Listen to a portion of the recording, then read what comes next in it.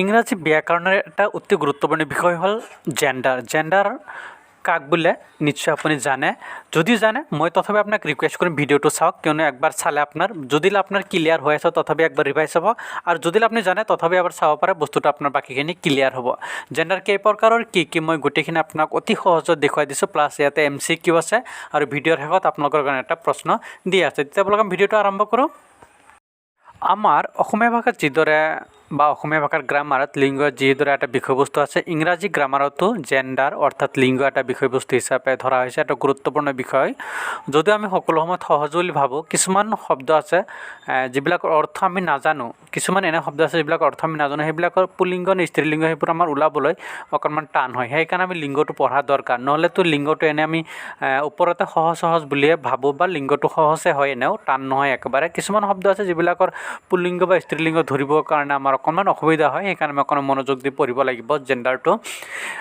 ইংৰাজী গ্ৰামাৰত জেণ্ডাৰক অৰ্থাৎ লিংগক মূলত 4টা ভাগতে ভাগ কৰিছে। ইয়াৰ প্ৰথমটো ভাগ হ'ল মাস্কিউলেন জেণ্ডাৰ অৰ্থাৎ পুলিংগ। পুলিংগ জেণ্ডাৰ বুলি ক'লে আমি বুজি পাওঁ যে দেউতা, ভাই, ছাৰ, পিকক, হিৰো, মানে মতা মানুহক বুজালে, বা মতা বস্তু যেনে বলদ গৰু সেনেকুৱাকৈ হ'ব, হয় নহয়, বাঘ সেনেকুৱাকৈ হ'ব, শিয়াল, মানে মতা পুৰুষ বুজোৱা শব্দবিলাকক আমি মাস্কিউলেন অৰ্থাৎ পুলিংগ হিচাপে আমি ধৰিব পাৰোঁ। আনহাতে ফেমিনেন জেণ্ডাৰ অৰ্থাৎ স্ত্ৰীলিংগ, যিবোৰ শব্দই মাইকীক বুজায়, যেনে মামী, মা, বাইদেউ, ছোৱালী, বাঘিনী, শিয়ালিনী, এই শব্দবিলাক হ'ল মাইকী বুজোৱা শব্দ, আৰু এই শব্দবিলাকক আমি ইংৰাজীত ফেমিনেন জেণ্ডাৰ বুলি কওঁ, যাক স্ত্ৰীলিংগ বুলি কোৱা হয় অসমীয়াত। লিংগৰ 3 নম্বৰ ভাগটো হ'ল নিউট্ৰেল জেণ্ডাৰ অৰ্থাৎ নিৰ্জীৱ লিংগ। এনেকুৱা কিছুমান বস্তু আছে যিবিলাকৰ কি নাই, জীৱ নাই। জীৱ নথকা বস্তুবিলাকক আমি মতা নে মাইকী বুলি কিন্তু ধৰিব নোৱাৰোঁ। যেনে কলমটো মতা নে মাইকী আমি নিশ্চয় ধৰিব নোৱাৰোঁ। এনেকুৱা ধৰণৰ বস্তু কলম, টেবুল, ব্লেকবোৰ্ড, চাৰ্ট, এই বস্তুবিলাকক আমি মতা নে মাইকী বুলি ধৰিব নোৱাৰোঁ, যিহেতু সেইকাৰণে এই বস্তুবিলাকক আমি নিৰ্জীৱ লিংগ বুলি ক'ম, আৰু ইংৰাজীত ইয়াক নিউট্ৰেল জেণ্ডাৰ বুলি ইয়াক কোৱা হয়। আনহাতে জেণ্ডাৰৰ 4 নম্বৰ ভাগটো হ'ল আপোনাৰ কমন জেণ্ডাৰ, মানে উভয় লিংগ। এনেকুৱা কিছুমান বস্তু আছে বা এনেকুৱা কিছুমান শব্দ আছে যি শব্দবিলাক কি মতা বা মাইকী, মতাকো নুবুজায় মাইকীকো নুবুজায়, এনেকুৱা কিছুমান শব্দ কিন্তু আছে। যেনে যদি আমি কওঁ বেবী, ইংৰাজীত বেবী বুলি ক'লে আমি আমাৰ অসমীয়া ভাষাত আমি শিশু বুজোঁ, মানে সৰু বাচ্চা ল'ৰা ছোৱালীবিলাকক, বা চাইল্ড মানে সৰু ল'ৰা ছোৱালীবিলাকক। ছাত্ৰ ছাত্ৰী, যাক ইংৰাজীত কোৱা হয় ষ্টুডেণ্ট বুলি ক'লে ল'ৰা ষ্টুডেণ্টকো বুজায়, ছোৱালী ষ্টুডেণ্টকো বুজায়, দুইটাকে একেলগে বুজায় ষ্টুডেণ্ট বুলি ক'লে। এনেকুৱা কিছুমান শব্দ যেনেকুৱা টিচাৰ বুলি ক'লে শিক্ষক, ইয়াতে বাইদেউ থাকিব পাৰে, ছাৰো থাকিব পাৰে, বা মেডামো থাকিব পাৰে, ছাৰো থাকিব পাৰে। এই যি কিছুমান শব্দ যিবিলাকে মতা মাইকী দুইটাক একেলগতে বুজায়, এনেকুৱা ধৰণৰ শব্দবিলাকক আমি কি কওঁ, উভয় লিংগ বুলি কওঁ, আৰু ইংৰাজীত ইয়াক কমন জেণ্ডাৰ বুলি কোৱা হয়, মানে কমন জেণ্ডাৰ। ইয়াতে মতা মাইকী দুইটা একেলগতে থাকে।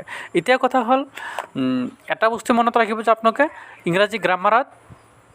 ইংৰাজী ব্যাকৰণত জেণ্ডাৰক 4টা ভাগত ভাগ কৰা হৈছে। ইয়াৰে প্ৰথমটো হ'ল মাস্কিউলেন অৰ্থাৎ পুলিংগ, মানে মতা বুজোৱা শব্দবোৰক, আনহাতে ফেমিনেন মাইকী বুজোৱা শব্দবিলাক, আনহাতে 3 নম্বৰটো হ'ব নিউট্ৰেল জেণ্ডাৰ অৰ্থাৎ নিৰ্জীৱ, যিবিলাকৰ জীৱ নাই সেই বস্তুবিলাকক আমি নিৰ্জীৱ লিংগ বুলি ক'ম। আনহাতে মতা মাইকী উভয়ক যিবিলাক শব্দই বুজাব, যিবিলাক শব্দই মতা মাইকী উভয়কে বুজাব, সেই শব্দবিলাকক আমি কমন জেণ্ডাৰ বুলি ক'ম, যাক অসমীয়াত উভয় লিংগ বুলি কোৱা হয়। পৰীক্ষাত কেনেকুৱা ধৰণৰ প্ৰশ্ন আহে বলক আমি ঝটপটকৈ চাই লওঁ। প্ৰথমটো যদি আমি চাওঁ, ফাইণ্ড আউট ফেমিনেন জেণ্ডাৰ মানে তলত উল্লেখ কৰাৰ ভিতৰত কোনটো স্ত্ৰীলিংগ। আপুনি নিশ্চয় ধৰিব পাৰিছেনে? Gentleman, B fox, C goddesses, D tiger. Puzzle লাগিছে নেকি? নিশ্চয় লগা নাই। ইয়াতে জেণ্টলমেন মানুহ মতা মানুহক বুজোৱা হৈছে, ফক্সটো হ'ল মতা শিয়াল, আনহাতে টাইগাৰটো হ'ল মতা বাঘ, আনহাতে গডেছেছটো হ'ল আপোনাৰ দেৱী। গড মানে হ'ল দেৱ অৰ্থাৎ ভগৱান, আনহাতে গডেছেছটো মানে হ'ল দেৱী, যিটো আমাৰ দুৰ্গা সৰস্বতী এই দেৱীবিলাকক গডেছেছ বুলি ইংৰাজীত কোৱা হয়। ইয়াৰ পিছত 2 নম্বৰ প্ৰশ্নটো যদি আমি চাওঁ যে ফাইণ্ড আউট মাস্কিউলিন জেণ্ডাৰ, অৰ্থাৎ তলত উল্লেখ কৰাবিলাকৰ ভিতৰত কোনটো পুলিংগ?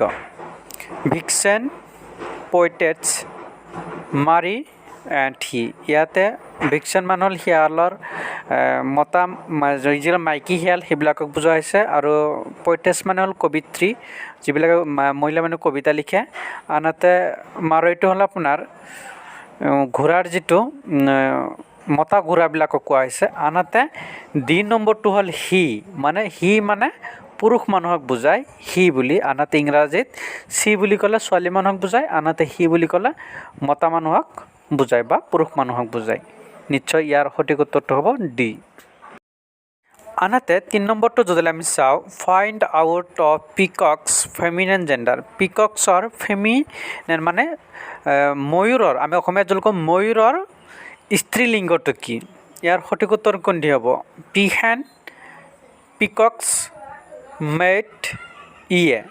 ইয়াৰে সঠিক উত্তৰটো হ'ব এ। পিহেন হ'ল ময়ূৰৰ স্ত্ৰীলিংগ, মানে মাইকী ময়ূৰবিলাকক বুজোৱা হৈছে। আনহাতে 4 নম্বৰ প্ৰশ্নটো যদি আমি চাওঁ ফাইণ্ড আউট কমন জেণ্ডাৰ। তলত কিছুমান জেণ্ডাৰ উল্লেখ কৰা হৈছে, এইবিলাকৰ ভিতৰত কমন জেণ্ডাৰ কোনটো? A child, B men, C table, D lady.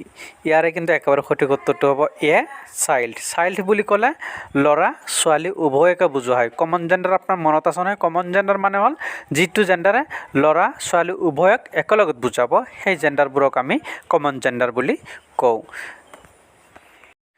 আপোনালোকলৈ এইটো প্ৰশ্ন, ৰাইট ফেমিনিন অফ হষ্ট। হষ্টৰ স্ত্ৰীলিংগ কি হ'ব? আমি যোৱা এটা সাধাৰণ জ্ঞানৰ প্ৰশ্ন সুধিছিলোঁ, সেই সাধাৰণ জ্ঞানৰ প্ৰশ্নটোৰ সঠিক উত্তৰ দিছিলে ৰেছমিন ইছলাম। ৰেছমিন ইছলামক আমি অশেষ ধন্যবাদ শুভেচ্ছা জ্ঞাপন কৰিছোঁ তেওঁ সঠিক উত্তৰ দিয়াৰ বাবে। প্ৰশ্নটো আছিলে যে বুদ্ধদেৱে কি ভাষাত তেওঁৰ বাণীবোৰ প্ৰচাৰ কৰিছিলে? ইয়াৰ একেবাৰে সঠিক উত্তৰটো হ'ল পালি ভাষাত বুদ্ধদেৱে তেওঁৰ বাণীবোৰ প্ৰচাৰ কৰিছিলে। ইয়াৰ পিছত মই প্ৰায় 70টামান বা 100টামান হ'ব প্ৰায় জেণ্ডাৰ মাইকী আৰু মতা উভয়ক মই দেখুৱাই দিছোঁ। আপোনালোকে যদি ইচ্ছা কৰে ভিডিঅ'টো ৰখাই আপোনালোকে বহীত লিখি ল'ব পাৰে বা স্ক্ৰীনশ্বট মাৰিও আপোনালোকে পিছৰ সময়ত পঢ়ি চাব পাৰে। ইতলৈ সামৰিছোঁ, টাটা বাই বাই, ভালে থাকিব, ধন্যবাদ।